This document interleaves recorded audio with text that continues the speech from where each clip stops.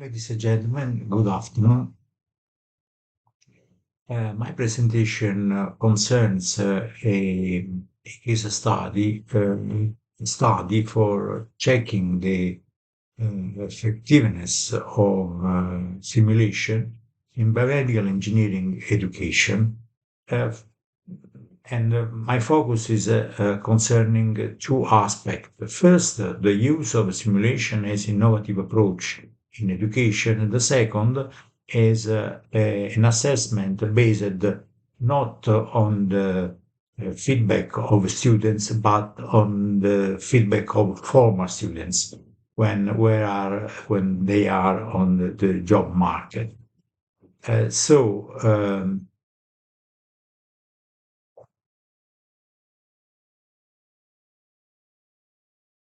Which are the critical uses in Italian higher education? First of all, the one common problem also in other universities is the approach concerning mainly on theory rather than practical and critical thinking skills. And second is the sort of mismatch between the engineering education and the needs of the labor markets. And finally, we have to take into account that Italy has one of the lowest rates of university graduates in Europe. It's probably only Romanian is worse than Italy. So, which about what about the assessment of university courses? Normally, the university course assessment is based on students' evaluation that are conducted just before on or just after the exam. So this evaluation reflects the students' short-term perceptions, and they are not taking into account the what's here the real the work experience and the labor needs. And no study explored this issue from the perspective of former student. So, which would be on this basis the challenge in higher education? That's of course my personal opinion. The first is that the reduced dropout rates in technological disciplines because we are few students, as I told before, and especially in technological disciplines we missed so many, probably just for the didactic approach. Second, we have to improve the accessibility for students with neurodevelopment disorders. This is not this is a large population. This is more than the 15%. And the needs of the students are very common to students that are general difficulties. So improve accessibility for these students, improve the accessibility and the improve the didactic approach for all the students. And of course, the final but not the least is the importance to align academic learning with the demands of labor market. So, which would be a solution? Uh, uh, I like to show these slides because the solution is, of course, to have a learning approach based mainly on competency rather than just learning itself. And so now the most of university courses are applied on reading, and the target is mainly on remember and maybe understand. But the job market asks the skill uh, uh, more focused on practical activity in order to the students has to be able to apply, analyze, evaluate, create. And from this point of view, one solution, the best tools would be the simulation. So students simulate the content, is able to be in situation, is learning is quite much more effective. So Just as an example, I present one case study. It's the course of medical engineering in health information system in the master degree program in biomedical engineering. In this course, I focused my attention on the organizational aspects in the health center, the health structure through discrete event simulation. And so this area that is more or less the 30-40% of the course is focused on simulation. And in order to train students to analyze and to understand how a health information system works. Another area concerns the network, the infrastructures. Also, in this case, simulation is based on the use of simulation tools. Another third part concerning the database, where the practice part is the main approach. And finally, the last part of the course concerns safety and the accessibility. That is mainly on theory, but is less than the 20% of the course. So all these concepts um, are provided to students through a blended management system. That is proved and there's an approach that improves so much the efficacy of the course because the blended platform concerns the students to have access to slides, lecture notes, the video recording of the lecture that's also very useful, tests for checking by themselves if they are understanding or not. Also to manage the examination, and finally the possibility to be strictly to the teacher through discussion forum for remote explanation.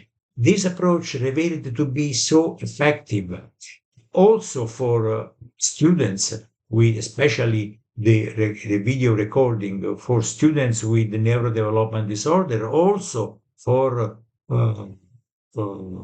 worker students that has a great benefit from this approach. And overall, we are talking about probably more than 30% of student population that in the traditional approach is a high risk of dropout.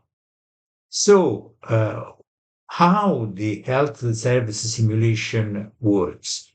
I use a software that you can see on the right side of the screen, where the health information system in health service is rendered through a graphical view where you can view how the organization works, and you can see the another a number any number of key performance indicators. So with this approach, you are leaving the opportunity to leave the organization, and in this so that you can understanding the needs of organization, you develop the ability to translate the requirements into organizational model. You can check and evaluate the organizational model, also to analyze the cost benefit aspects of an organization. The second part concerns the network simulation, where is the students learn how a network works, not studying, but creating, making through visual inspections in order to he learn to make diagnosis on the network. And so it's really very to be very effective. So the students, after this part of the course, improve their basic technical skills, is able to perform simple diagnostics and also to design the basic ICT infrastructures. And really also this part is quite effective. So in thanks to this approach, the lectures are well balanced between theory and practice. And the practice is very easy to perform because the students use the software on their own PCs without using labs, and they can make practice home. In any case, in a very, of course, all the software are completely free of charge. The exams is basic on a take-home project where students choose by himself the topic that just must be pre-approved by myself.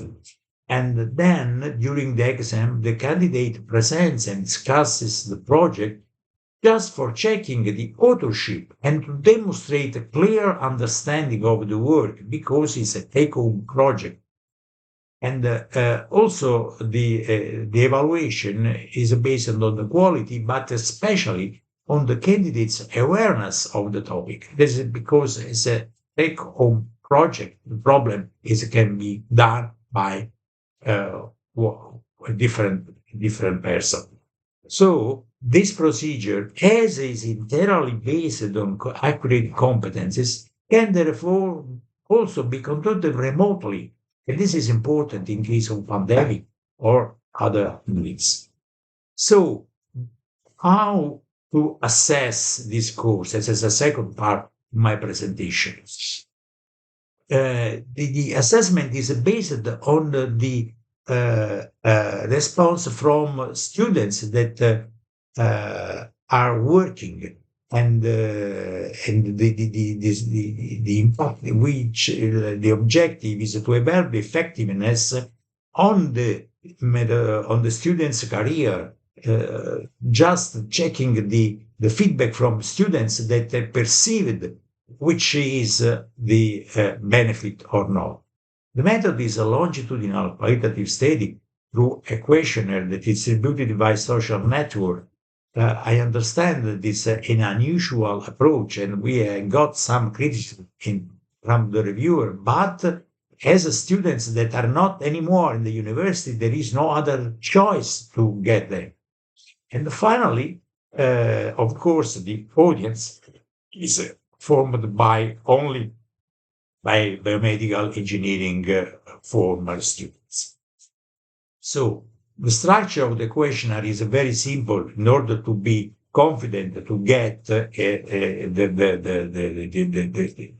efficient feeling to don't this that is not boring and so on. So we asked them some how many years since graduation, which are the sector of employment, and we checked how the simulation-based teaching approach has been effective for the course itself and how this approach has been effective to professional practice. The response is a 5-point like scale from absolutely no to absolutely yes. Well, we got 80 questionnaires, and for the first part, it's important that more than 86% of students, of former students, works at least from 5 years. So, uh, as this student work from for more than 1 year, they are clear perception about the needs of the job market. And then the sector is not only the health sector, but also in general in several sectors. This demonstrates that the results are not influenced by the specific work area. Um, now these questions concerns the how the course have been beneficial for professional career in general, and the more than 80% of the course overall has been effective. And also these other two graphics show reported that the simulation in general enhanced quite a lot the engagement, the motivation towards the course. And now other two slides concerns if the simulation based is perceived more effective than traditional lecture. And in these two slides, in both cases, for network and for simulation organizational models, the students perceived that the simulation based network is quite more effective than traditional lessons. The last two slides concerns how the simulation, either for organizational model and for network, has been useful in the present work. And of course, in this case, we have a percentage that is more or less the 70, 76, 65%. That's of course many students works in different area where that contents are not so used. So finally, what we can do that in these last 10 years, more or less 1,000 students have taken the information system course. And the 80%, 8% responded to the survey. So I think this is a reliable. The most important outcome is that biomedical engineering perceive in interviewed perceived the psychopedagogical value of simulation tools either in and for acquire the professional competence, but also for enhance the relationship and the well-being during the course.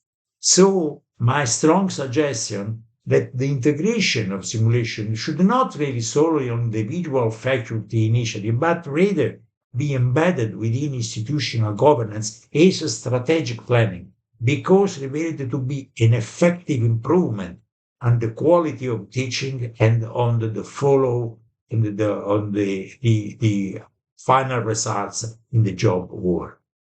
Thank you very much.